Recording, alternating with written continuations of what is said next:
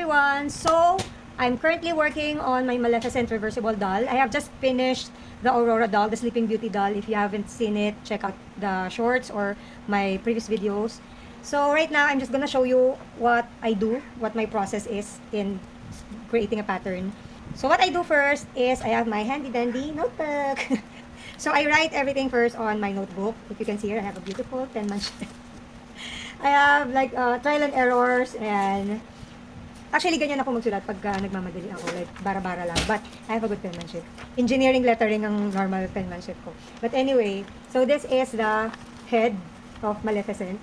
I write it down. And then sa body, like the upper part lang to the torso, I have like first trial, second, third, fourth, fifth, and sixth yung last, hopefully. And take note guys, this is just the upper part of the body of the two sides of the reversible. So not to mention pa the lower part. So that's another story. So that's another several trial and errors. So anyway, that's why it's not easy to crochet, especially if you're a creator. So usually pag kayong notes pa lang ako, yung laman ng PC ko or laptop ko is Netflix or YouTube plus yung inspo picture ko. Let me show you. So ayan, ganyan siya. Either Netflix or YouTube, usually I watch crime series, tapos sa YouTube naman mga true crime, mahilig ako sa mga crime, murder, mystery, documentaries. Tapos yung inspo picture ko nandyan sa gilid, yung ginagaya kong project. Tapos meron din ako sa tab dito ng mga previous patterns ko kasi if I'm doing a pattern na medyo similar din sa bagong project ko, I'm checking out the pattern din kung merong part na pwedeng ulitin ko na lang or gayahin ko na lang from my previous patterns. Tapos, usually, pagka nanditong stage pa lang ako na sinusulat pa lang sa notebook, I use the laptop. Actually, hindi rin sa akin to kay Daddy Romel to, hinaram ko lang din. Wala akong laptop talaga.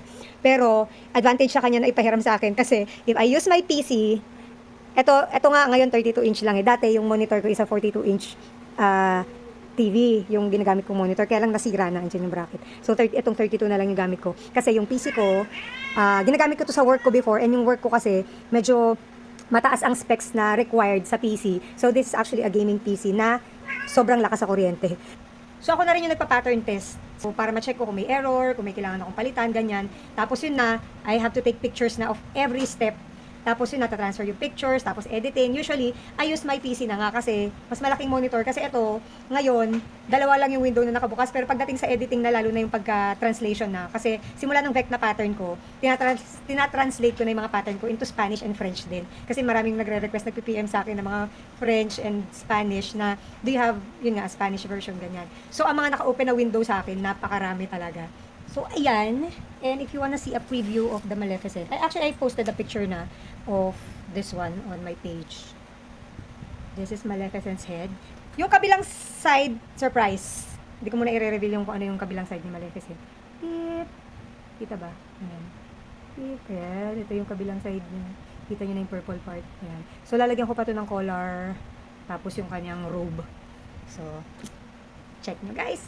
Follow me to see the progress ni Maleficent.